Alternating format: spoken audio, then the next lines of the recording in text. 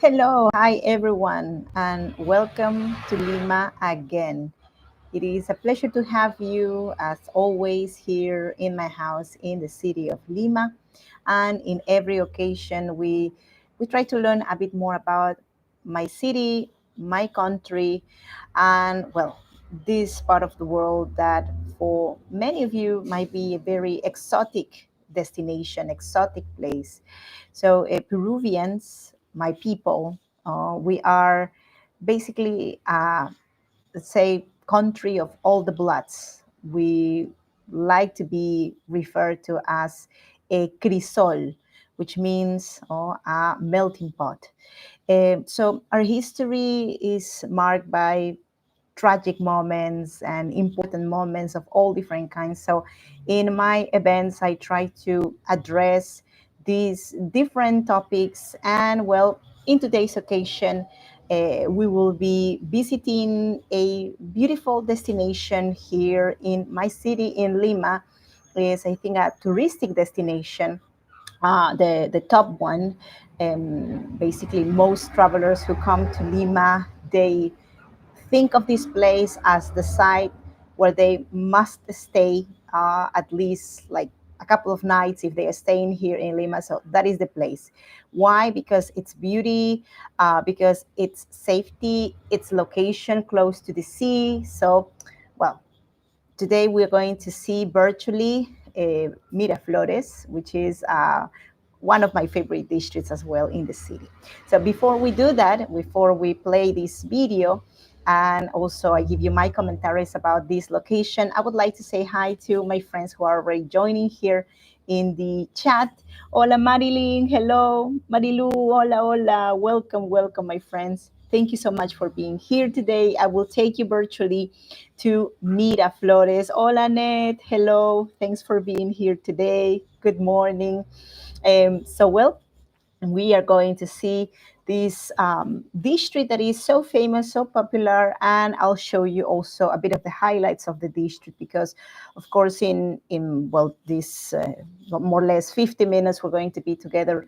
We cannot see all of the district, but we will be learning about some well traditions and stories and legends and history facts um, connected to that district. So, well, now I think we are ready to begin. Also, if you're watching this event as a replay, well, you are welcome to join my events. I do usually 1 to 2 events per week live, but also if you are not able to tune while I'm doing these events live, you can also watch the recordings and you can help me also with a like to this video or to this live.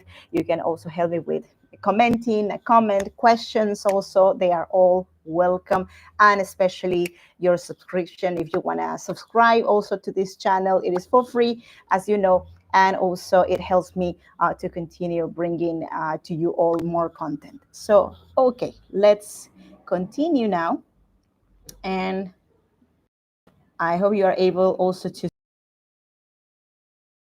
Well, so we will begin, first of all, with the introduction, a little bit of what this tour is going to show us. This was a recording I made in the beginnings of the year.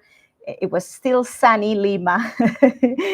These days, it is not really much sunny here because Lima has just 2 seasons. We have a sunny season, very beautiful, very warm also, and we have a not so cold season, but very humid, and also the sky turns very gray. So I think like this tour in particular is very pretty because we see the blue sky in Lima, and also, well, I think it's a different vibe. So, okay, let's begin. And well, we are in Miraflores. Miraflores is one of the 43 districts of Lima. By the way, if you have questions, you can also share with me your questions here in the chat. I'm checking all the time the chat. So Miraflores is known as one of the top touristic destinations in my city in Lima.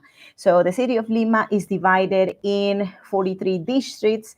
I live, for example, in a district called San Miguel, so it's in direction to the airport, or Miraflores is much in the southern coast area of the city.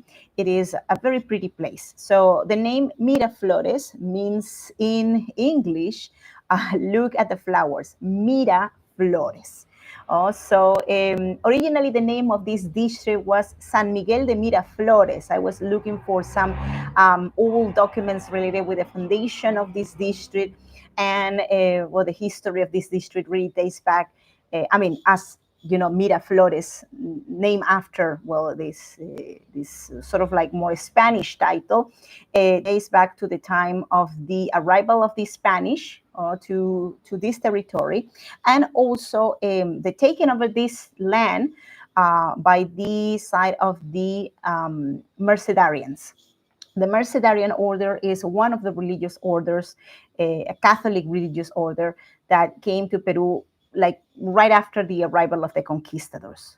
So almost at the same time the conquistadors came to Lima, right after the Mercedarians came. So the first religious order that was here with the Spanish was the Dominican order. Dominicans, Franciscans, Mercedarians, Augustinians, Jesuits, Carmelites later, those religious orders became very important in the process of evangelization of this city and this territory in general.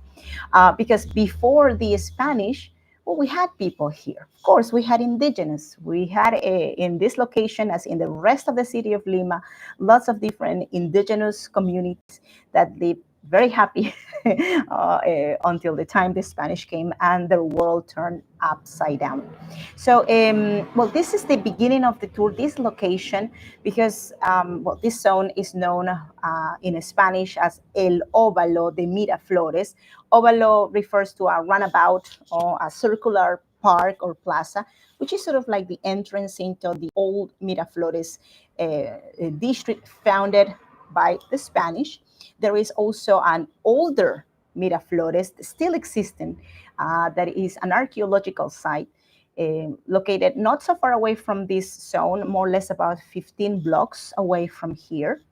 It's an archaeological site named Huaca Puquiana. If you wish, maybe in another occasion, I will be doing something about Huaca Puquiana. In today's occasion, we will talk more about the Spanish influence in this part of the city.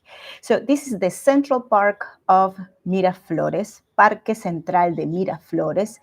It's divided in two parks because originally, this big park that now we see as a unit used to be basically like two small parks, and one was, the older one was close to the church we're going to see in a moment as we keep going, and the section where the oval is, or the runabout is located, where we started this tour, had another park where we know the Spanish people used to live. So that section, the first part, corresponded to a portion of land that was used by the Spanish people who live in this location. And the section closer to the church had also its plaza, and that plaza was used more by the indigenous peoples who were originally from this territory, and that were also regulated and educated by the Mercedarians. So the Mercedarians were the ones in charge of, let's say, a mission that was in this location. We didn't use really the word missions for these communities. Basically that's the same idea. So these Mercedarians built the church. Nowadays we call it Medalla Milagrosa or Virgen Milagrosa Church. What you see in front is a torito de pucará. Torito refers to a bull, little bull. Toro is bull. And this is one of the most traditional, sort of like souvenirs from Peru. It originally is from the South Andes. Pucará is a city located in between Puno and Cusco. That's in the South Andes area. So the let's say the meaning of this torito is basically related with fertility and reproduction, no, and abundance. And usually when you get a little bull of Pucará, the torito de Pucará, you never get just one. You usually get two, and that's for good luck. And remember that I always tell you in my events related with pre-Hispanic archaeology, duality, the idea of the opposites that complement each other's, that necessary for each other's for reproduction. This is a basic idea for us. So, well, the bulls you take always two, probably one representing the female, the other one the male. Okay, so there you go, the Torito de Pucará. Of course, it's a gigantic bull. The average bulls that you take as a souvenir, they are quite tiny, like these. Sometimes they can be a little bit bigger, depending on the space you have in your suitcase. So Annette says, I love bulls. I'm a tourist. Oh, well, I know what I have to get to you if I ever visit you, Annette, in person. So definitely a pair of these Toritos de Pucará, which are always very colorful, and they have lots of designs and flowers. So what we know is that before the arrival of the conquistadors, the indigenous peoples especially of Peru, in the South Territory, in the South part, at least this is what I know, maybe in other sections also happened something similar. They had idols that represented also this idea of duality. But these idols, which probably were representations of, could be the puma, or could be the snake, or the bird, which are totems that were banned later by the Spanish upon their arrival. So they were replaced by elements that were more accepted by the Spanish. So that's why, the obvious replacement was eventually an animal that represented strength and that was also used by the Spanish, so the bulls. And that's why, the bulls took the place of these other symbols that were pre-Hispanic. So, it's a highlight, this little bull here in the park. It's a must stop if you come to the park. So things haven't really changed in these few months since I made this video. So it really looks beautiful like this. The only thing is that it's not as sunny in this part of the year. Also, another reason why people come to this location in particular, to this park, besides the flowers and the trees, are the cats. We have lots of cats here. The other name of this park is Parque de los Gatos, or the Park of the Cats. So many people come to see the cats of Kennedy Park. That's also another name given to this big park. Later, I'll go back to the name Kennedy. So just to see these kittens and feed them and take pictures, make pictures of them. And that section you see over there, that little shelter, it actually is a multiple house for many cats, because cats live there, in there. So this is their house. The whole park is their house. So they always are available for adoption. But there are regulations also to adopt the cats. Also, the story of the cats dates back to the 90s, when, the oldest story about the presence of the cats here says that the nearby church of the park started to have a problem of mice, which were really mice in the park, and the mice were going inside the church. So the priest of the church had a genius idea. He thought that it would be good to bring some cats to the church, and in that way, problem will be solved, right, with the mice. But the problem is that the cats also, somehow they brought more cats. It could be because sometimes people just seeing cats in there, and they having cats in their houses, wanted to, not keeping them in the house, wanted to get rid of those cats. They abandoned the cats at the church because they thought, in that way, the cat can benefit the church.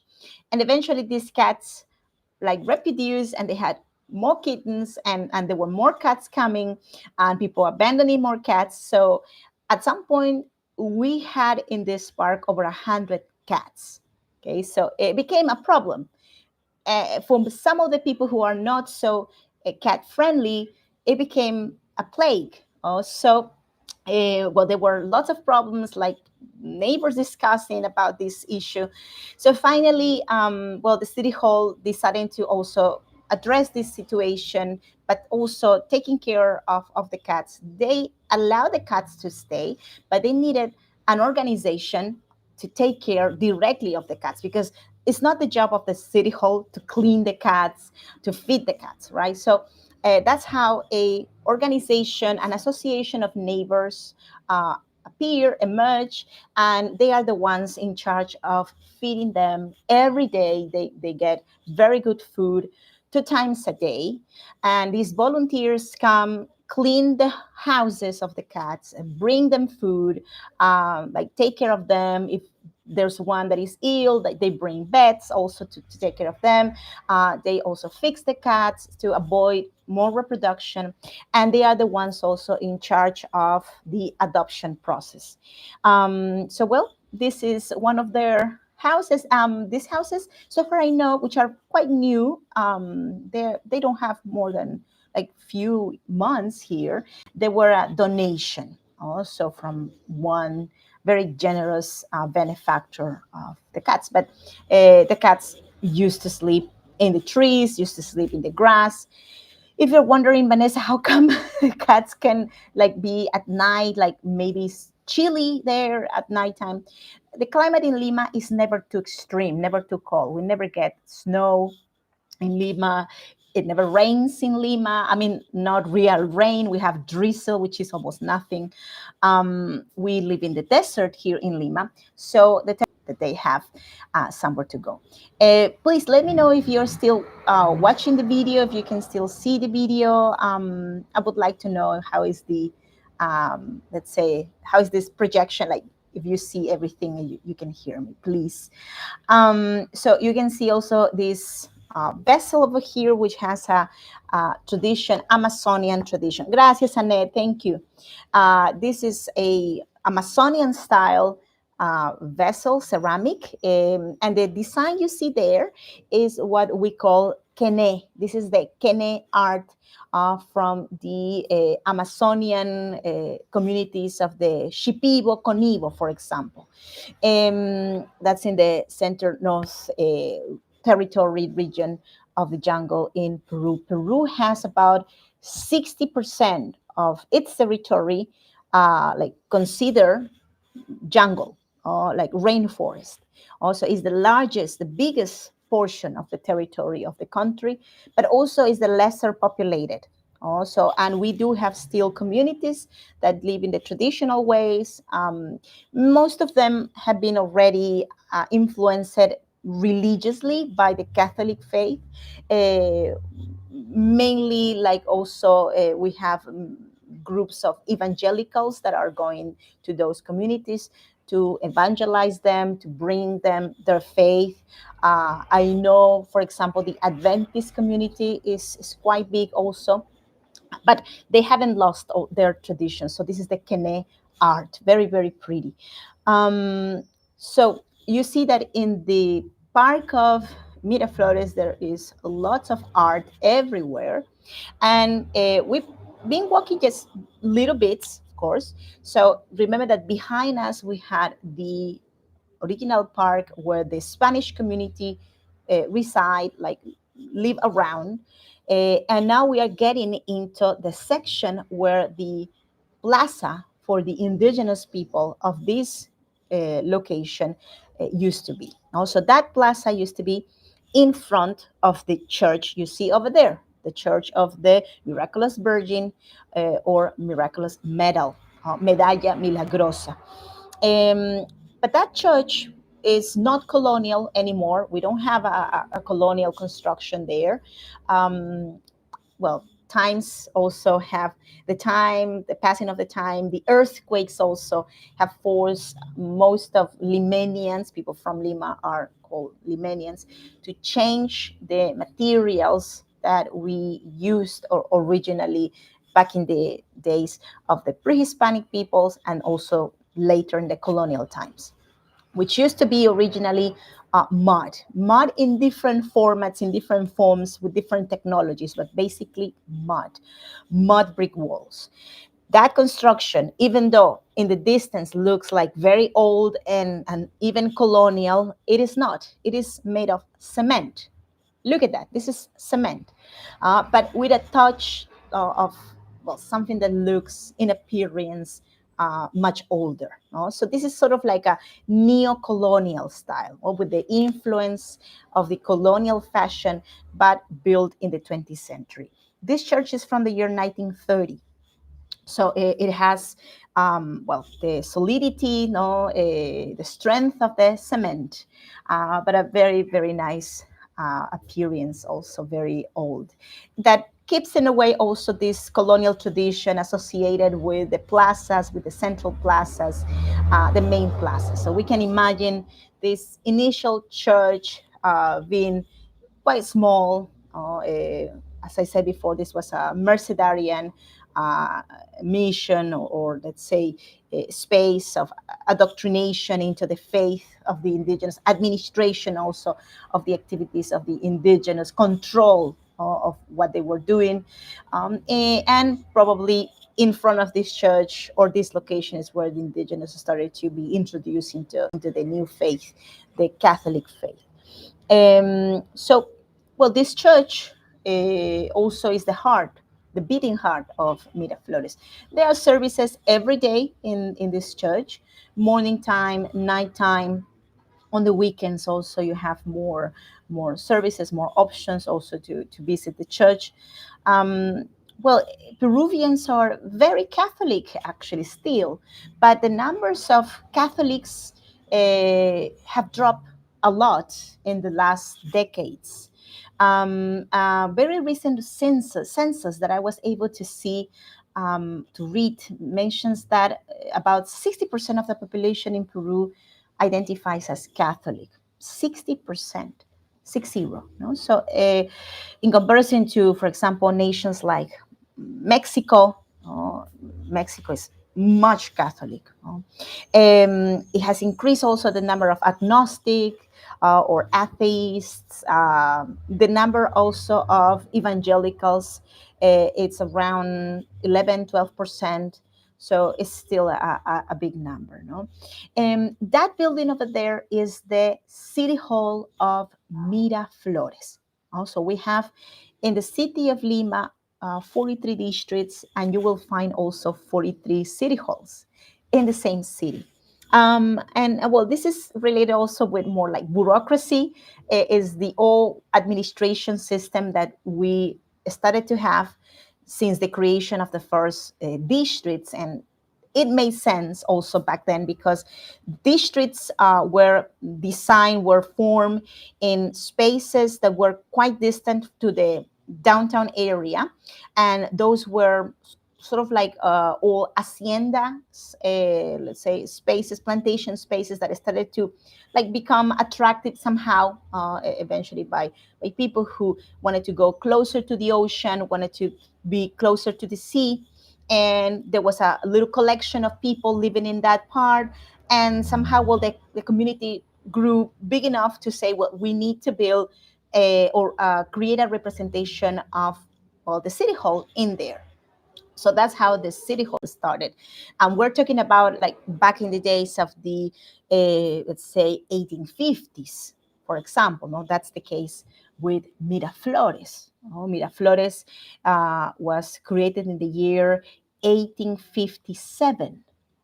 So, well, this is a period of also profound changes in the country, in the city of Lima, the time of the boom of the guano boom. The guano, if you don't know what guano is the excrement of the seabirds, the poop of the seabirds, which is very rich in nitrogen, in phosphorus, in potassium, which are all of them elements, chemicals that help a lot the earth.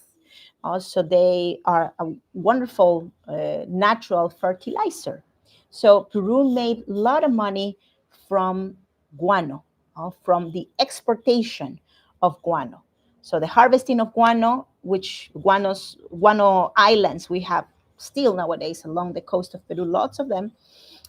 So in those places is where the excrements, the droppings of the birds were accumulated, and we just like harvest them, harvest those, and export it to, for example, the main markets were in Europe, the UK, France, and also North America, or the United States in particular.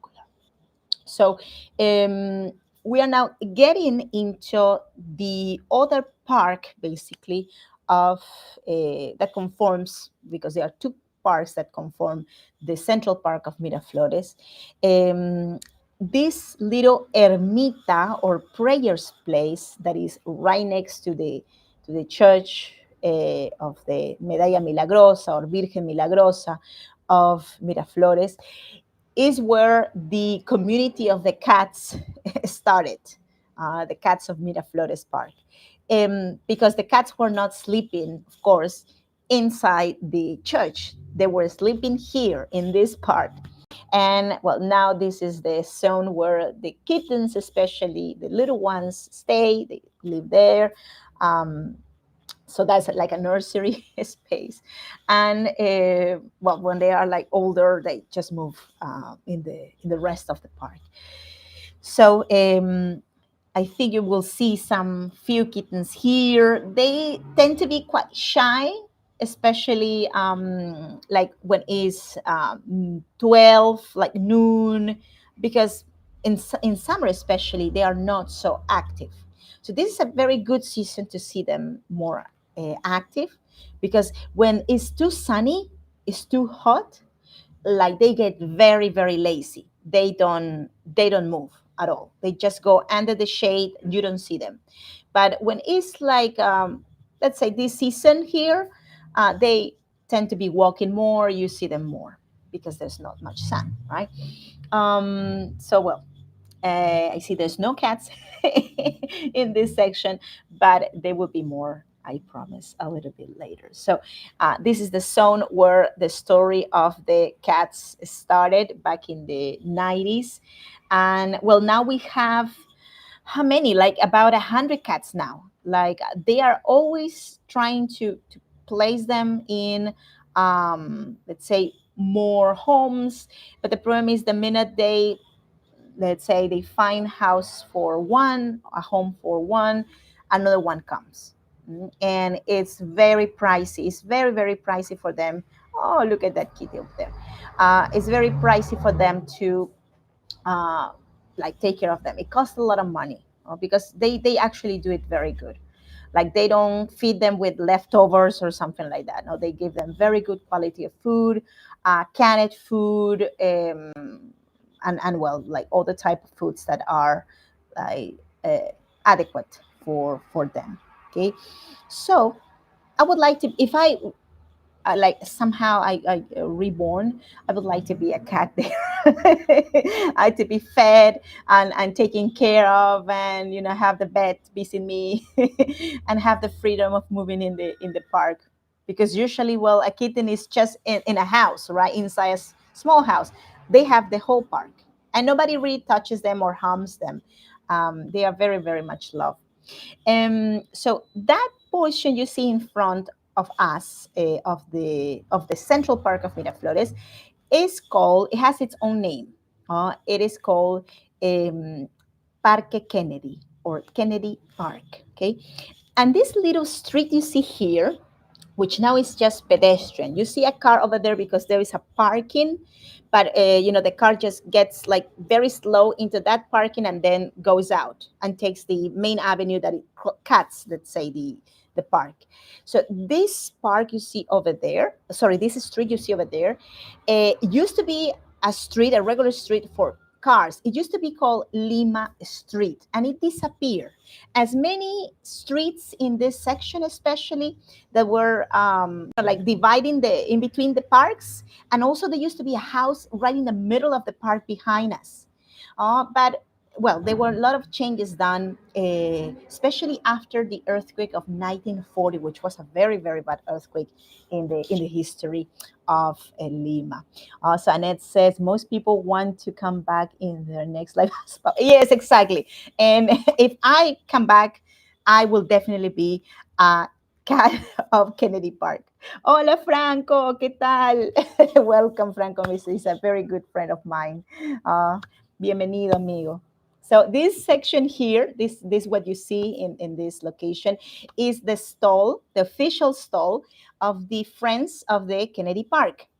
Also, this stall sells souvenirs, mugs, let's say like anything that is related with cats, and all the profits they are also used to help the cats of the park. So if you wish to support while you are here in Lima, while you are here in the park of Kennedy, go to that stall and get a couple of things. So any help is highly appreciated. Okay, so that's very, very nice. So also they have a Facebook. If you look on Facebook and you put like Friends of the Cats of Kennedy Park, you can also go directly to their Facebook. And most of the times you see just like pictures and you see let's say updates about the situation of the cats, but it's everything in Spanish. But now with the magic of the AI, sorry, you can also get uh, anything in your language. So we continue walking here in the Kennedy Park, along the Kennedy Park, and over there on the right hand side, in the afternoons, we have a sort of like a flea market, I think you will call it. It's a flea market. There are some antique stores, like stalls mainly, that sell, for example, all pictures, like different souvenirs, also pictures of Lima, all pictures of Lima, and different kinds like that, like antiques and souvenirs. Okay, and but now we're turning to the other side. We're turning to the left, and on the left we have a section that is more visited by travelers who are bringing children, because we have a little playground over there. I don't remember if I focused on the playground. Probably I didn't, because well, there are children there, but that's exactly on the left. So we have a playground there, and we will continue, and we will see also a statue that gives name to the park. Okay, so at this point, like most people ask me when I am doing especially like in-person tours and taking travelers into the park, and showing them like the different statues and the monuments, and talking about the trees and the birds, and they ask me, Vanessa, like, why the park is named Kennedy? Like, is that the name of an important Peruvian character or something like that? And I said, like, no. Kennedy is the name basically of a very famous, very important, very famous president of the United States of America. And that is really the reason why we have the park named after Kennedy. It's not a Peruvian Kennedy, it's an American Kennedy. And there you go, that's the statue dedicated to John F. Kennedy. It's a statue that shows the bust of this personality, this president, who is definitely part of the pop culture of the United States. And Mr. Kennedy never came to Peru. He didn't have like policies that were directly like beneficial to, for example, like the trade between Peru and the United States, but he is a symbol of the United States. So it was made a decision in Miraflores to build a statue of Kennedy. Originally, it was not located here in this park. It was located in another avenue, not far away from here, from that location, from that part. But there were some major fixings done in that portion of the district of Miraflores. So the statue was moved momentarily to the park there, no, that nowadays receives his name. So it was supposed to be moved to this location for just a period of time. Seems that the works were very, as always, very delayed to be finished.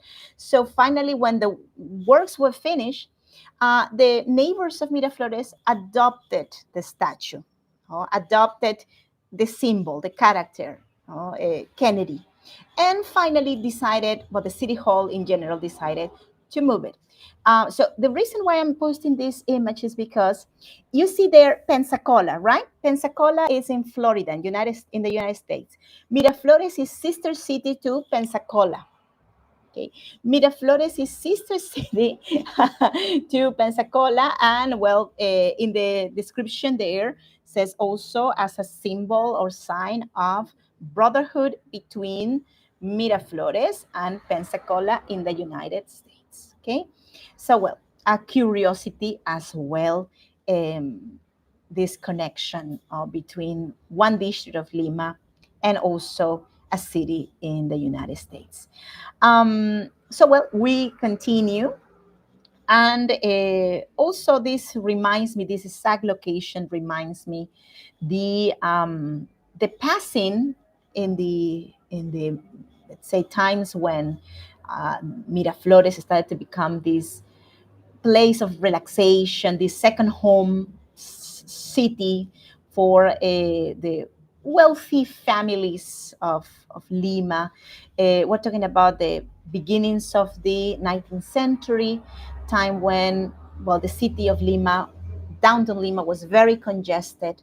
So wealthy people started to find like downtown Lima very dirty, very smelly. They were not really enjoying that much that type of situation like permanently. Of course, Lima had everything. Downtown Lima had everything, no? But they wanted to escape from that, at least during the summer days. So they started to move away from downtown Lima, and they moved towards the ocean. No? So the element that made easier the movement of people in this direction, in direction to the ocean from downtown Lima, that is approximately 15 kilometers away from the community, the most distant community, let's say, that was built in the 19th century. So the element that made it more easier for people to come here and even eventually commute into this direction was the train and later on the trams. Okay, so let's start with the train. So the train was inaugurated, the train Lima Chorrillos. Chorrillos was the community that was the most distant from downtown Lima, let's say in direction to, let's say, these new neighborhoods close to the sea, right? So Chorrillos, which was the final destination of the train, and downtown Lima were connected by a train that was inaugurated in 1858. And the train stop, the train station in Miraflores, which was part on the way to Chorrillos, was very close to the zone where we started the tour, in the Óvalo, the runabout section. So from there, people didn't really walk over here, right? If you live in this location, well, you were not able to walk. So there was let's say, a mode of transportation that was quite beneficial for people in those days. It was a tranvía de sangre, blood tram. By the way, this is a section where you can get like tours to Machu Picchu and bus rides to the airport and things like that. So this is a very touristic zone, as you can already see. So as I was saying, like, so the blood tram was basically a tram, a car that was pulled by donkeys or horses. Okay, so and this is the route, basically this street over here, Shell Street, starting from the left extreme, the blood tram like pull people in this direction and continue straight ahead. Uh, as you're seeing, there's a street going actually towards the ocean, going down to the beach. Okay, so this is the section in Miraflores that was originally, we are counting from the time of the arrival of the Spanish, right? Originally occupied by the indigenous, which most of them were fishermen. Also, this was a zone where the fishermen lived. They were quite separated from the Spanish on the other side. And well, these fishermen live along this section, especially in this street, because the street also had or received originally an arm, a channel of water that came from the main river, Rimac River. Okay, so there was fresh water coming along this location. That's why the indigenous people live here. They had fresh water and they also had access to the ocean. Which we will see also a little bit ahead. Well, so this was the zone where the indigenous people live and behind the Spanish people. Well, it's always like that, no? They were like together but not mixed. Little by little, eventually, the indigenous were pushed away, away, away, until finally all their lands were bought, acquired by the wealthy people from downtown Lima who were looking for sort of like a way to escape, but more permanently from the city, not just for the summer period, just like living permanently here. Okay. And one of the reasons why people from down to Lima decided to move like permanently to this district, to stay here and not just have a second home for summer here, is related with the earthquake of 1940s. I'll go back in a moment to that story, but you can see here a business called Wong, and probably you already noticed that Wong is a Chinese last name. And Wong is one of the most solid brands we have in Peru. This is a brand that for us represents honor, represents hard work. This is basically a supermarket chain. Oh, and it started in Miraflores, like a little store that belonged to Chinese immigrants. So that's really the way how the store looked like. That was Wong originally. This is, of course, a story of immigration, Chinese immigration to Peru. If you wish me to do an event dedicated to the Chinese immigration, let me know it, please.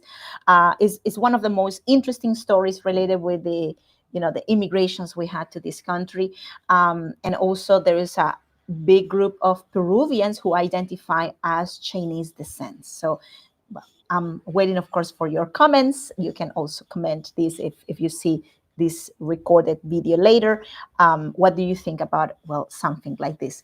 So, well, Wong is a family that is now considered one of the wealthiest families in Peru.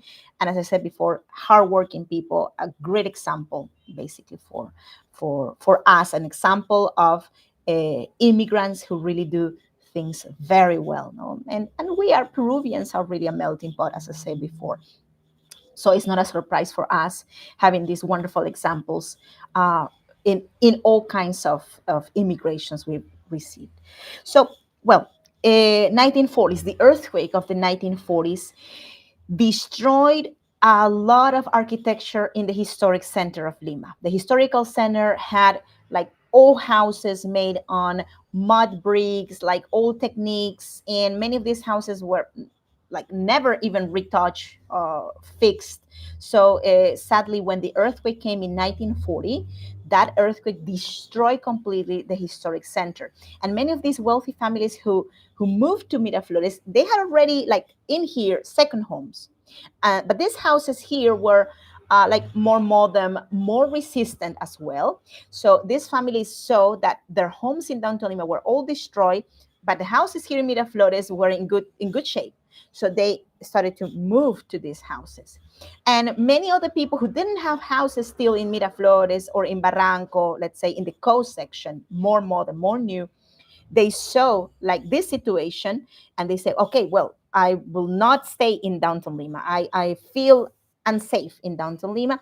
So that's why they moved in direction to, well, Miraflores, for example. No? So that's how, after the 1940s earthquake, we have a mass movement of people towards here. And this house also is nowadays is the Británico, is a school of English, British English. So this house is the perfect example of this fashion, this architecture that starts to be built in this period, no, in the first decades of the let's say the 20th century. No? So very pretty house, and it is sadly the only house of this style we have on the bajada, the baños, on the way down to the beach, that still like shows us the fashion of those days. What about the other houses? We had so many beautiful houses along this corridor, so many beautiful houses. Well, they're gone. They were all destroyed. And they were destroyed because the land eventually became more and more valuable, and we had a boom of tourism in Peru uh, in the 1990s, after the pacification of the country, related with, that was the time when we had terrorism in Peru in the 90s, the Shining Path, the MRTA, after more than 20 years of fighting these terrorist groups, we finally were able to put behind bars the leaders of these organizations, of these terrorist organizations. That's in the beginnings of the 90s, and little these terrorist groups, well, were controlled. No, so Peru finally was able to shine. Machu Picchu was mainly the reason how we were able to prosper again, to get a good name, to be given back also our self-esteem as a nation, because we had one problem put aside, a big problem put aside, and also our economy started to also blossom again. So, well, 90s is a time of deep changes in the country, profound changes in the country. And well, that's the time when tourism becomes a very important alternative for the economy of Peru. Peru makes money out of mining, out of fishing. Tourism is also one of the top industries in the country. Is the industry without smoke, the industry that, well, we say like it doesn't really contaminate, well, as much as mining and fishing. It's not as the predatory, but also we need to use like a fuel. We need to move in planes and in cars, but we try to like be more respectful with tourism, and also we try to support the local economy of the indigenous peoples in different locations, support the businesses. And I say we because as a tour guide, I try to teach my travelers how to do it right. Okay. So, well, tourism may also Lima a destination more like of connection between the airport, international airport, and let's say zones inside the country. Cusco don't have yet. It doesn't have yet a international airport as it's been promised to them for a long time. There are some international flights, but very few. I think from Bolivia they have like one flight coming there, but not Cusco. Unfortunately for people in Cusco, and I know it's not fair, they depend on Lima always, like to receive their travelers. And we depend on them as well. So we've been trying to build our own name over the course of the time. And well, the culinary tourism has become a very important reason to come to Lima, to stay in Lima, not just as a connection to Cusco. So, well, Miraflores started to develop first around the hotels, because there are beautiful hotels. You saw already the Hilton Garden Hotel in this location. That section you see over there is the old club of tennis club Terrazas, and those are some pictures of the club. So you can see also, well, the people from Miraflores practicing that sport in the beginnings of the 20th century. So the club continues being, of course, a place for neighbors to meet, to the traditional, neighborhood, the old neighbors also to continue being in touch of other old neighbors. No? But Miraflores is now like so cosmopolitan. There's people who really like to keep it like that, just like that small group or circle. But others, they prefer just to be open and just to, not just go to one specific club to socialize. They prefer to do it in different ways. Okay, so well, that is the Terrazas Club from the 1920s, so far I remember, 1920s. And of course, they have lots of tennis courses. Tennis is considered to be one of the most elitist sports we have. Golf is another one. We have a club, golf club, also, a couple of them. We do have golf courses, not here in Miraflores. The closest one to Miraflores is in San Isidro, but you need to be very, very rich to be able to join one of the clubs also. So, well, this pathway you see over there, you see cars, right? And they are lower than our perspective. And that's because that is the pathway to the beach. That is the actual pathway to the beach. So look like how we continue elevated. We are about 80 meters above sea level in this point. And well, that pathway goes down to the beach level. The apartments in this location are very, very pretty. And they are all big, spacious. Living in Miraflores is a dream for most people here in Peru. It's a dream that is also becoming more and more and more distant for the average Limanian. And that is because we are facing also a process of gentrification in this district. And it's not that before we didn't have wealthy people living in Miraflores, okay? But these wealthy people, they own houses that were very big houses, like unreachable for most people. Then little by little, well, these houses were sold and for projects of construction, for construction of apartments, which were also very pricey. But now with the phenomenon of Airbnb, there are many people who are buying apartments and they are just dedicating those apartments to renting them for this platform, for example, or maybe some others that I don't know, but basically Airbnb is a big one. So like renting here is almost impossible because people will prefer to put those apartments on Airbnb. They make more profits. Keep in mind that from the top of these buildings, I mean, I think from the fifth floor, you can see the ocean perfectly, starting from the first floor. Well, the ones that are right next to the sea, of course, from the second floor, you already can see the ocean. So we have also lots of clinics, and we have that one, for example, the Good Hope is an Adventist clinic. So it's one of the most like pricey we have in Lima. um, and how much do you think it costs an apartment in this location? Please, if you are still there in the chat, would like to know what are your thoughts about, or how much would you pay to live in one of these apartments here? So maybe I will surprise you and will not be as pricey as you think. Well, so I'll be waiting for your comments here in the chat. So remember that this was the location where the indigenous fishermen live. So they had the best view, the best view. And they also serve of like fish, for example. They fish for the Spanish.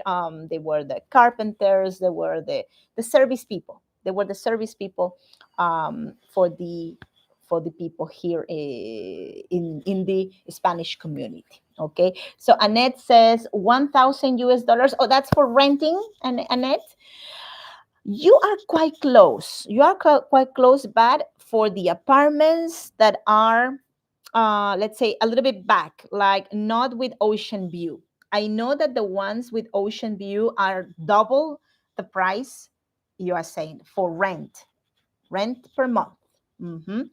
If you want to buy, Marilu says no more than 900 to 1,000 per month rent.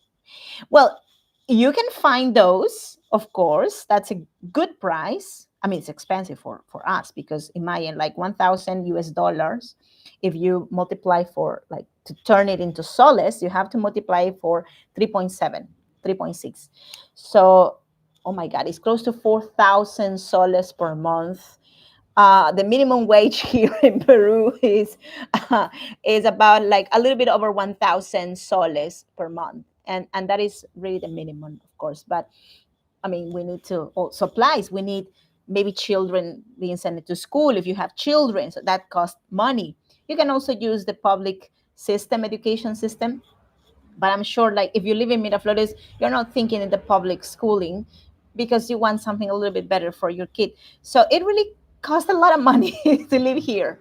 But my dear Malilu, actually, as I said before, double that price for a rent with an ocean view apartment, like the one, for example, like there in front or over there, like not less than double the price. Okay. And what about buying? What about buying?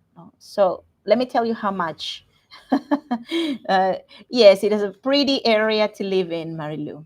And I have the pleasure of coming here quite often with my tour groups, showing people also this location, coming down. So I have the benefits of life here without living here. That is the benefits. Those are the plus of being a tour guide. You can go to pretty places all the time and not necessarily live in those places. So, well, how much a cost costing here? Well, to live to buy an apartment because many people once prefers to just buy. Mm?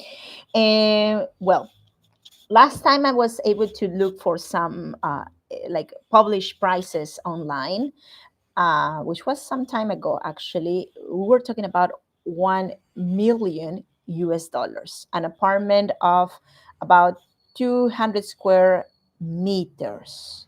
Okay, so I'm sorry, I have it in meters, but I mean it's quite spacious. Okay, it's a very spacious size apartment, and well, it's really not something that most Peruvians will say, oh, well, I'm thinking in buying an apartment in Miraflores with ocean view. No. No. Um, so well, this is the lifestyle in this part of Lima. Some tourists, I receive a lot of travelers from the United States. They mentioned that the vibe here feels like Miami. That's very Miami style. Maybe because of the palm trees, the ocean breeze. Hola, Susan. For that size, you would pay more in Stockholm. So yes, of course, Susan, of course. So please come here. So here, well, we have a very expensive apartment, but for Peruvian standards. And that's why I was talking about the gentrification process. No? So prices are going higher, higher, and Peruvians can afford that. So you would see, oh, like maybe in 10 more years, more international, let's say, people living in Miraflores than Peruvians. And probably from the appearance, because we are very blend, we are very mixed. So probably you will not notice that because, like many people say, Vanessa, you look Asian. Well, I'm very Peruvian, but I'm also the blend of many different ethnicities, as most Peruvians are. But probably how you will notice, because people will be speaking in many languages, not in Spanish. So that's how you're going to be noticing that people are speaking in Russian, speaking in Chinese, speaking in, I don't know, like, or a Spanish accent, right? So Spanish from Spain. So well, I think the world is now trying to move to migrate into places or zones in the world that are a little bit distant from conflicts, and that is still are affordable. That bridge you see over there connects, of course, the two ends, the two sides of the, on top of this pathway to the beach. It's from the 1960s. The bridge is from the year 1967. Okay, but a twin bridge was built just a few years ago, because it was quite small. It was very narrow. So, and it caused some problems at rush hour to cross the bridge because it's for cars. So a twin bridge was made, almost exactly the same.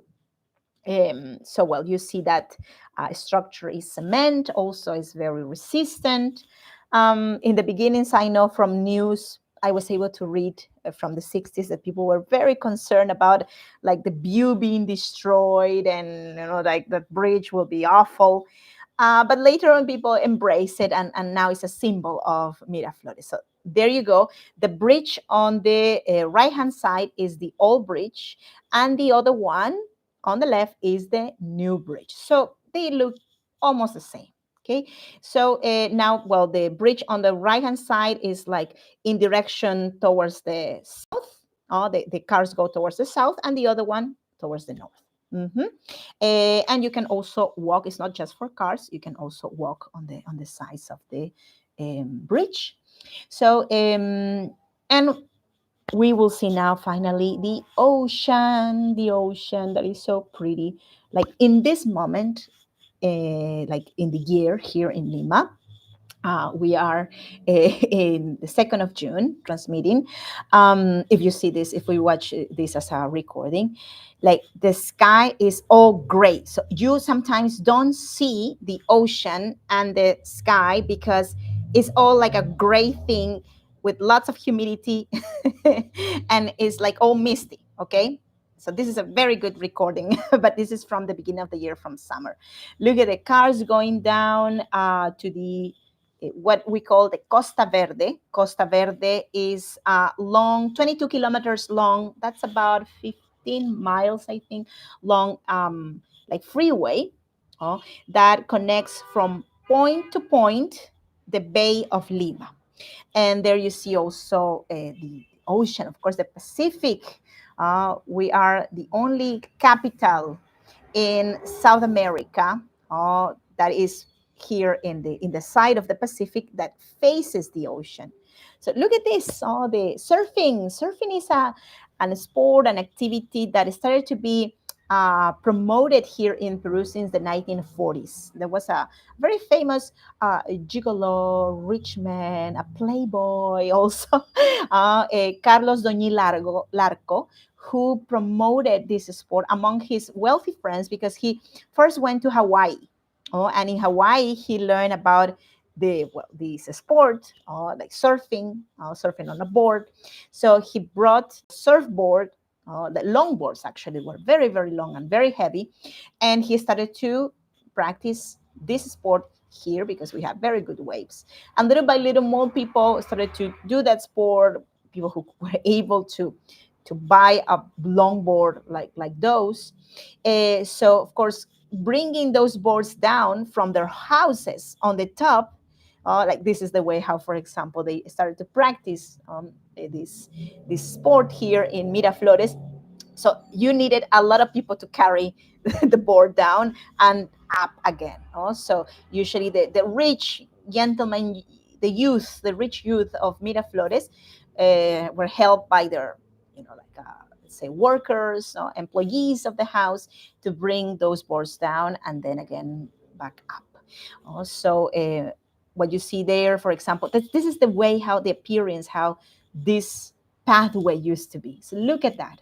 Also, houses that were very beautiful, very bucolic, a very romantic view, also very, very relaxed, like Barranco, which is a neighboring district, and Chorrillos also were districts for, more social life, and, like the activities, or the life of the people in the houses was more outside, out the houses. Here in Miraflores, people were looking for tranquility, for a more like relaxed pace. Okay. And finally, well, the last part of this walking tour in Miraflores takes us, of course, to the Park of Love, Parque del Amor, from 1993, inaugurated on February 14. What can be more cliche than that? February 14, 1993. this park was inaugurated. And the park, the concept, the statue you see there named El Beso, the kiss, were all like creation of one of the most famous Peruvian artists we have, Victor Delfin. Victor Delfin, he still actually is active. He produces art in his house in Barranco. And well, he belongs to a artistic current that try to revitalize and bring back also the indigenous values, but in the art, in its different forms, in the architecture, in the painting, in the sculpture. So this is a couple that is kissing eternally, and even the legend says that he represented his own self and his wife in that eternal kiss. Of course, locks of love there, which are, of course, everywhere there's a park, a romantic famous place stop, of course, that you have the locks of love. And in this park, the Park of Love, you can see lots of like fragments of love poems that you can, in Spanish, that you can also take landed and tell and say to your loved one. Okay, so the idea is that, well, you come to the Park of Love. You can do it at any time in the day, but I think the best time to do it is at sunset, before sunset. You can check when sunset is online on your cell phone and try to be here, but especially in the times when you can see the sunset. So not really in June, July, August, when the mist is almost all the time. In the rest of the year, you have almost guaranteed 100% that you have a sunset. The most beautiful sunsets happen here in this part of the country. That restaurant you see on the pier is La Rosa Náutica, highly, highly recommended. It's working that restaurant since 1983. It is the same year I was born. So good quality, good year actually. And there you see also the beaches. We have different beaches down here. We have Waikiki, for example, Makaha, beaches that are named after Hawaiian beaches because in honor, of course, of the practice of surfing and the love. Many of the neighbors of Miraflores who started to also practice the sport had for Hawaii. Mhm. So we are 80 meters above sea level, as you see. That's the bridge, and that's the finale of the tour. Let me now stop this video, and thank you for being with me during this hour, more or less. We've been together in this tour. And of course, it's a pleasure to have you in all of my events. I will be conducting one event also for in a few days. That's going to be a webinar about pre-Hispanic history. I am now doing a session dedicated to pre-Hispanic history, more like in a webinar format, also here from home. And next time we will be talking about the Wari Society. So if you know nothing about archaeology, Peruvian archaeology, or history of Peru before the Spanish, well, this is a good place to begin learning about this topic. If you haven't seen my events before, my webinars, they are all uploaded here in my channel, so you can watch them from beginning to end. You're going to start from Caral and, well, prepare for the Wari session next one. Okay, so muchas gracias. If you wish to support my channel, you can do it. Number one, if you can, with a donation. Thank you so much to my helpers. They are wonderful. You can donate any amount. That's, of course, it's not a condition to participate. That is highly appreciated because you help me to continue doing events like this one. Well, the link to donate is here in the chat and also in the video once it's posted as a video. You can also help me by commenting, watching the videos, also giving a like. And if you haven't subscribed yet, please do it. That helps me a lot. Okay, so, well, see you soon. Muchas gracias. Thanks to my friends who were able to participate here on the chat. It means a lot to me. And all the best to you. Have a lovely day, lovely beginning of this week, and see you soon. Okay, bye-bye. Ciao. Gracias. Gracias, amigas. Gracias, Marilyn. Gracias, Annette. Thank you, dear. Gracias, Susan. Thanks for being here also. See you soon.